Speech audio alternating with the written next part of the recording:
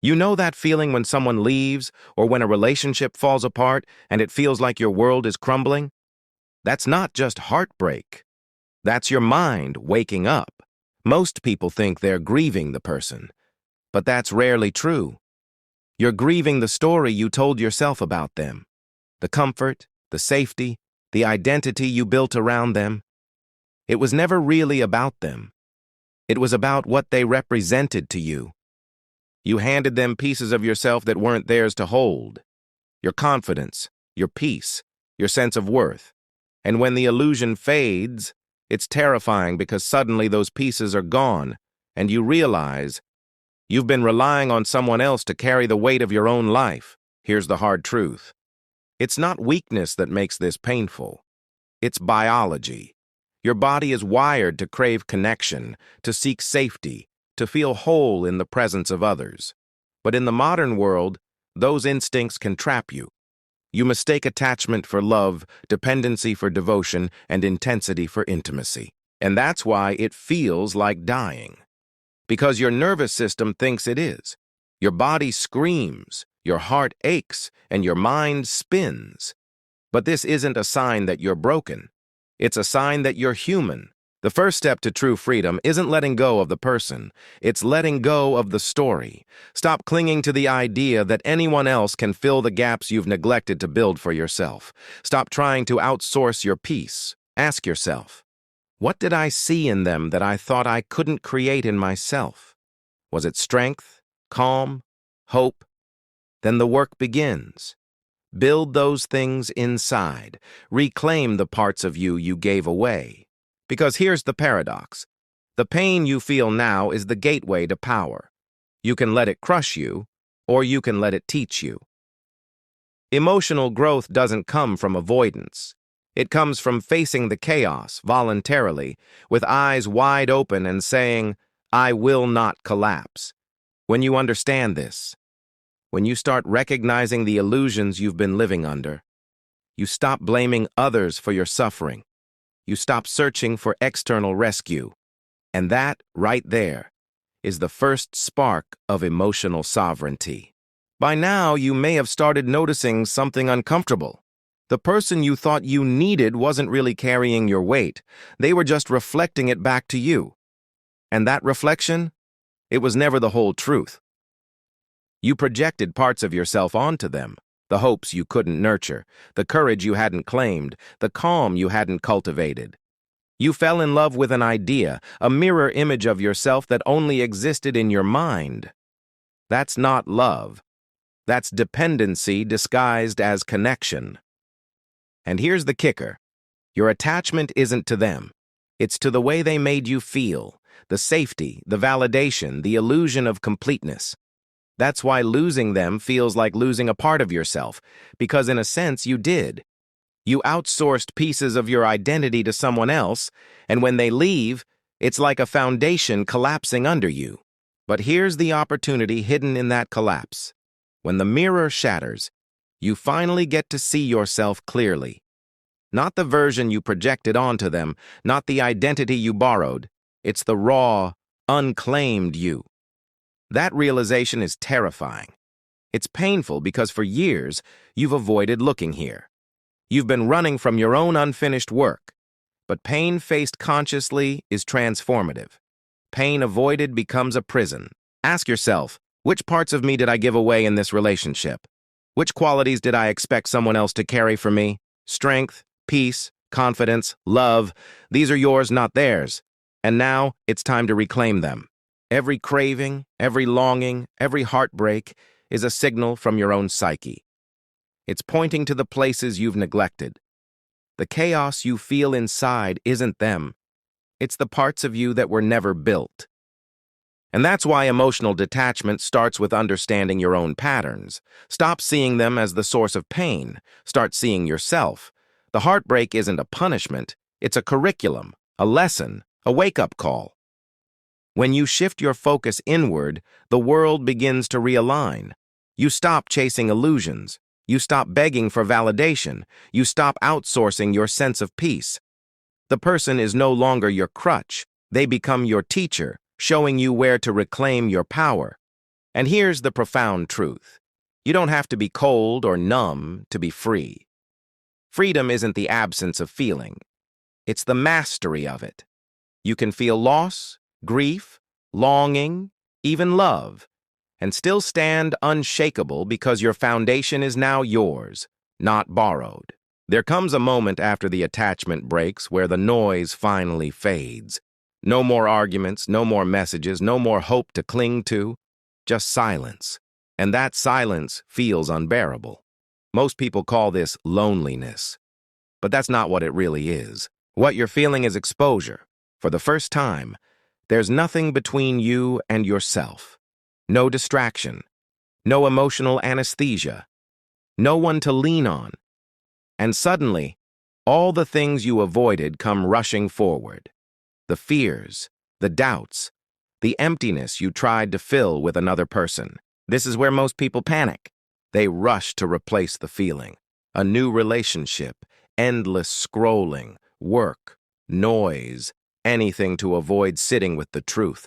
Because the truth is confronting. The pain isn't coming from them leaving. It's coming from what was missing in you long before they arrived. And here's the uncomfortable realization. The relationship didn't create your weakness, it exposed it. You weren't stable and then broken. You were ungrounded and the relationship temporarily masked it. When it ended, the mask fell off. That's why it hurts this deeply. Not because you lost them, but because you lost the illusion that someone else was holding you together. This is the crossroads. One path leads back to avoidance. You numb yourself. You repeat the pattern. You call it moving on, but nothing really changes. The other path is responsibility. And responsibility feels heavier at first, because now there's no one to blame. Responsibility means admitting, I gave someone a job they were never meant to do. I expected them to be my stability, my confidence, my sense of worth, and that realization stings. But it also restores your power. Because if you built the dependency, you can dismantle it. If you handed your strength away, you can take it back. This is where growth actually begins. Not in motivation, not in positive thinking, but in quiet, disciplined honesty. Sitting with discomfort without trying to escape it. Letting the nervous system learn something new. I can survive this without collapsing. Every time you stay present instead of running, you reinforce a new identity. An identity that doesn't rely on emotional rescue. An identity that can stand in uncertainty without breaking. This is the birth of inner stability. And it doesn't feel heroic at first. It feels empty, awkward, slow. But that's because you're no longer running on emotional shortcuts. You're building something real now, brick by brick, from the inside. After the collapse, something subtle begins to happen. The pain doesn't disappear, but it stops controlling you. You start noticing space between what you feel and how you respond. That space is power. This is where rebuilding begins, not by chasing motivation, not by forcing positivity, but by creating structure where chaos used to live. Because emotional stability is not a personality trait. It's a skill. And like any skill, it's built through repetition. Your nervous system has been trained to associate safety with attachment. That's why letting go feels dangerous. So now you retrain it, slowly, intentionally. You show it a new source of safety, consistency. You wake up and keep promises to yourself. You sit with discomfort instead of escaping it. You stop explaining yourself to people who don't respect your boundaries. Each of these small actions sends a message inward. I can be trusted. And trust in yourself is the foundation of inner peace. This is how identity is formed, not through words, but through behavior. Identity is not who you say you are. It's who you prove yourself to be when no one is watching. Discipline is the bridge here, not harshness, not punishment. Discipline is emotional self-respect. It's choosing long-term stability over short-term relief. It's doing what aligns with your values even when your emotions protest. At first, it feels unnatural. Your mind will crave the old patterns, the old emotional highs, the chaos that once felt like love. But stay consistent, because every time you choose structure over impulse, you weaken the old wiring and strengthen the new one. This is nervous system rewiring in real time. Gradually, your sense of self becomes less reactive. You no longer feel the urge to chase, explain, or prove. Not because you don't care, but because your stability no longer depends on being chosen. You begin to experience something rare, calm that isn't fragile. And from this calm, clarity emerges. You start seeing people for who they are, not for what you need them to be. You stop romanticizing potential and start respecting reality. That alone will save you years of suffering. Rebuilding yourself doesn't make you distant. It makes you grounded. You can connect without clinging, love without losing yourself, stand alone without feeling empty. This is emotional maturity, and it's earned, quietly, daily, through choices no one applauds, but your future self will thank you for. Once stability begins to form, a deeper question appears. What am I living for now? Because detachment without direction becomes emptiness, and freedom without meaning turns into boredom. This is where most people fall back. They rebuild some strength, feel a little better, and then return to comfort. Old habits, old relationships, old lies that feel familiar, not because they're healthy, but because they're easy. Here's the truth most people avoid. Your suffering didn't come from loss. It came from living out of alignment. When comfort sits at the top of your values, you sacrifice truth. You ignore red flags. You stay silent when you should speak.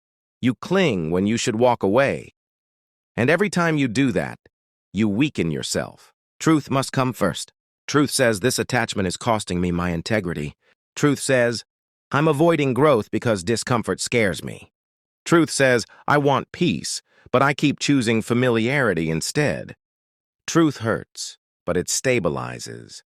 Comfort soothes, but it corrodes. Your mind is built around a hierarchy of values. Whatever sits at the top organizes everything beneath it. If approval is at the top, you become anxious. If pleasure is at the top, you become empty. If truth is at the top, you become strong. When you choose truth over comfort, your inner world begins to align. Decisions get simpler. Boundaries get clearer. Chaos loses its grip. Then comes responsibility. Responsibility means you stop saying, they made me feel this way. You start saying, I allowed this because I wasn't yet strong enough to choose differently. That shift changes everything. Responsibility doesn't blame. It empowers. It turns pain into information. It transforms heartbreak into wisdom. Instead of asking, why did this happen to me? You ask, what is this teaching me? And from responsibility, meaning is born. Meaning gives suffering direction. It says this pain is shaping me into someone more honest, more grounded, more awake. You stop seeing loss as failure. You start seeing it as initiation. This is where your life stops reacting and starts being authored. You're no longer chasing happiness. You're building integrity. And happiness becomes the byproduct, not the goal. Truth, responsibility, meaning. When these values are in order, emotional detachment happens naturally. Not because you forced yourself to let go, but because illusions no longer survive in a mind aligned with reality. You don't lose what's real. You outgrow what was false. At this stage, something fundamental shifts. You're no longer trying to heal. You're no longer trying to detach. You're becoming someone who doesn't need to. Because identity has taken root. When your actions consistently align with your values, your nervous system stabilizes. You stop oscillating between hope and despair. You stop living in reaction mode. Emotional waves still come, but they no longer knock you over. This is emotional sovereignty, not control, not suppression. Sovereignty means your emotions inform you, but they don't rule you. You feel fully without being consumed, and this is built through character. Character is what remains when motivation fades.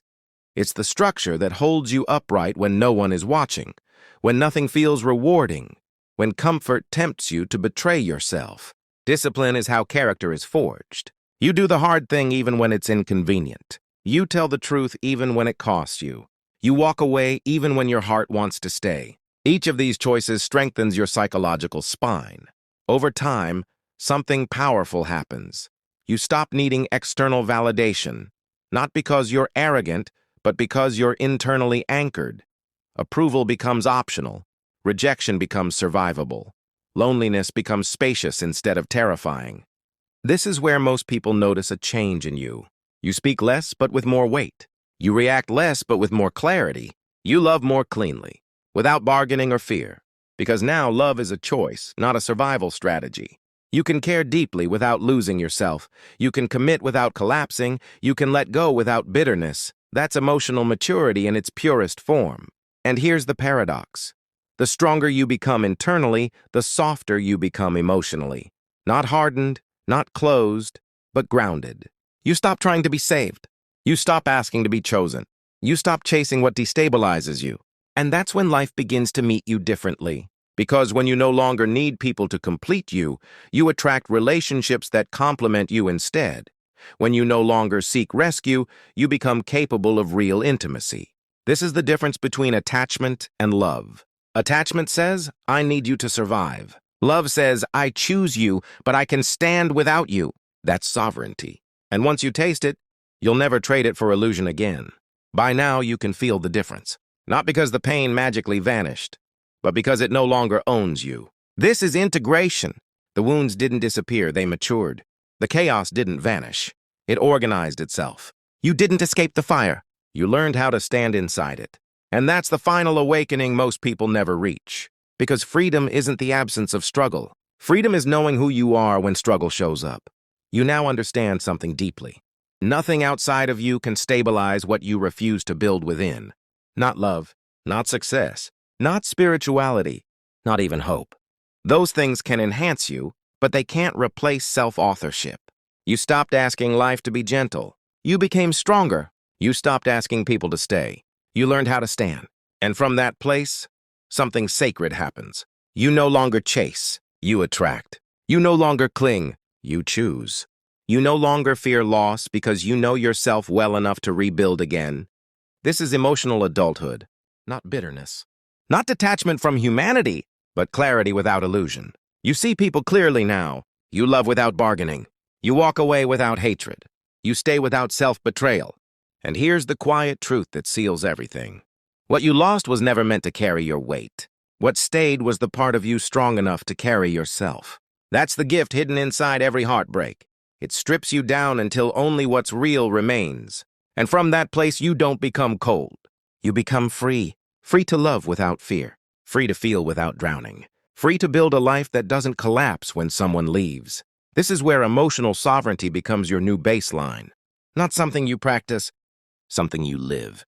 And once you live it, there's no going back, because now your stability is yours, your strength is earned, and your peace is unborrowed.